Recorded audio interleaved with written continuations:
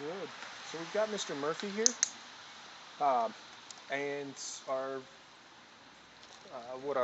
exercise dog, our fake dog. We call him Bruno out there hanging out. And so what I'm gonna do, I just want to click every time that our little cutie checks in with Mr. Bruno. So honestly, we're at a distance here. We've worked with Murphy to where he's pretty relaxed at this point. It's not a big deal. Um, and so every time that he checks in, good. I just want to make that association that it's not that big of a deal. And you can feel free to go good at the a pace that Murphy's okay with. So either he can direct this, or as I'm approaching, I'm never going to approach in just a straight line. What I prefer to do is just kind of meander around. So if we've got dogs that are coming our way, then we can just kind of move around like this, come a little bit this way. And so if Murphy was really having a challenging time, what you can do is you can clicker for him checking in with you, and then checking in with the stimulus. You see that guy over there? Good job, buddy. And so I want him to know that he can check in with me, that I'm going to make sure that everything's okay. I'm a good thing to check in with. And then every time you look, good job, bud, over at Mr. Bruno, that nothing but good things happen. And I prefer ideally to have slack in the leash here, and that'll keep it to where, good job, he can be much more relaxed. As soon as this gets taut, we get a bit of tension. He gets a little bit more anxious. Um, we also like to utilize relax on a mat in conjunction with other dogs. So that's a biggie. Just do relax on a mat. Have dogs pass by at a distance where, good job, bud, checking in with me, where Mr. Murphy can be relaxed and comfortable.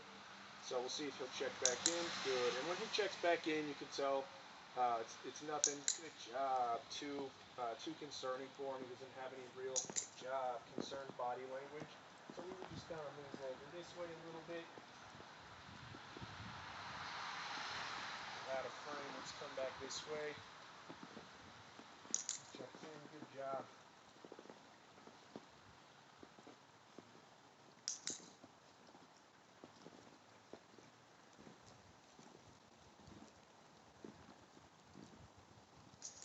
Checking in with me.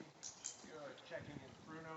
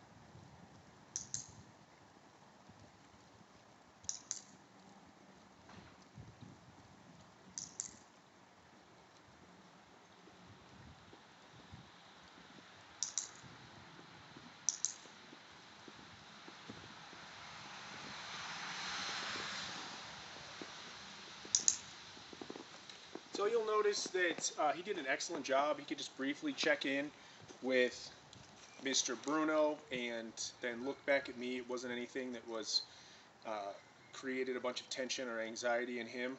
So just working with him at a distance that he can be comfortable with, then over time he'll just get more and more comfortable.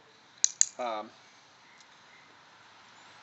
so that's ideally what you're going to want to do when you're working with Mr. Murphy here. So as you're passing, there's going to be times where you're going to be on a tighter road, or let's say you're on a path, you have no choice but to be right next to a passing dog, passing people.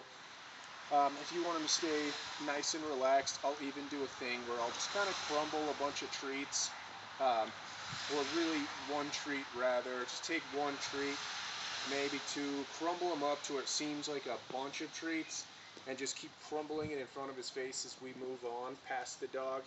And then as we get further and further away, then I'll do this less frequently.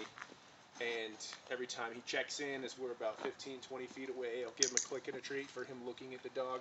But as we get right past, I'll go, oh, this is great. As soon as we're super close to a dog, lots of good things happen. Crumble up some treats in front of him.